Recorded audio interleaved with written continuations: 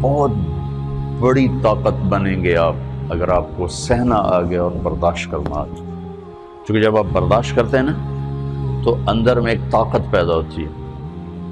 وہ طاقت آپ کی روح کو پرواز دیتی ہے اور اگلوں کے لیے تسخیر کا کام دیتی ہے. اور اگر آپ پھٹ گئے تو بم کے پھٹنے سے کیا ہوتا ہے؟ تباہی آتی. جب آپ پھٹیں گے یا میں پھٹوں گا تو معاشرے میں تباہی آ جائے گی. تو اس کے لیے آپ دو چیزوں کا اہتمام فرمائیں.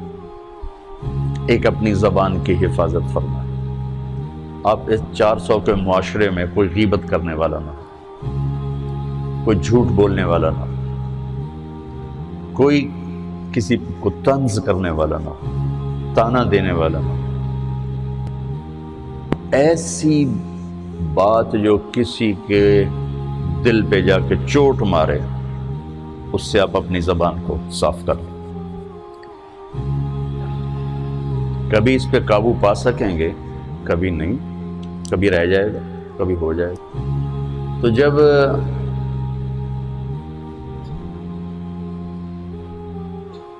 ہاتھ سے نکل جائے بات تو پھر اللہ نے ہمارے لیے توبہ کا دروازہ رکھا ہے. 2 نفل پڑھو، اللہ سے معافی مانگو، جس پر زیادتی ہو اس سے جا کے معافی مانگو. اس سے آپ کی مزاج میں ٹھہراؤ آ جائے گا. تو میں آپ سب سے یہ گزارش کرتا ہوں کہ اس معاشرے میں آپ اپنی زبان پہ قابو پانا سیکھیں. برائے میرے بہت فائدہ ہوگا. ایک زندگی گزری ہے، شام قریب ہے، تو پوری زندگی کے تجارب نچوڑ بھی اس میں شامل ہیں. اور تجارب نچوڑ کو گولی مارو اور دیوار پہ ڈال دو. میرے نبی کا فرمان اس کے لیے کافی ہے کہ آپ نے فرمایا کہ 2 چیزوں کی ضمانت دے دو، میں جنت کی ضمانت دیتا. ایک تمہارے جو 2 جبڑوں کے درمیان ہے، ایک تمہاری 2 ٹانگوں کے درمیان ہے، اسے پاک کر لو، میں جنت کا ضامن بن جاتا ہوں. اور معاذ بن جبل سے فرمایا کہ تمہیں پورے دین کا نچوڑ بتاؤں. کہ جی کیا؟ تو آپ نے اس حدیث کو میں نے پتہ نہیں ہزاروں لاکھوں دفعہ بیان کر دیا ہے اور ہر دفعہ بیان کیا ہے کہ اچھا یہ ایسے کر کے کیوں فرمایا؟ یہ پہلے کیا پھر کہا کف ھذا. اور کہا کس کو ہے؟ جن کے بارے میں آتا ہے کہ اس امت کے علماء کا جھنڈا قیامت کے دن معاذ بن جبل کے ہاتھ میں ہوگا. اتنے بڑے آدمی. 18 ہجری میں انتقال ہوا. 1434 ہجری میں اردن گیا تو ان کی قبر سے خوشبو آ رہی تھی.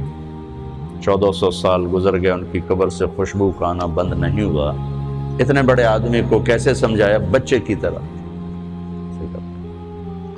معاذ اس زبان پہ قابو. تو آپ سب کو، اپنے آپ کو بھی کہتے ہیں،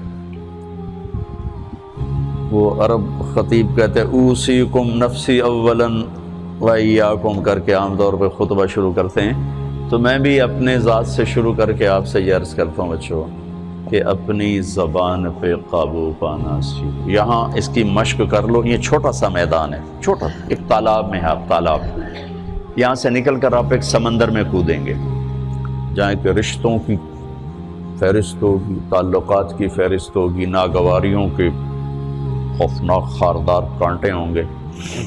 کہیں کہیں پھول ملیں گے ورنہ کانٹوں سے بھرا جہان ہے.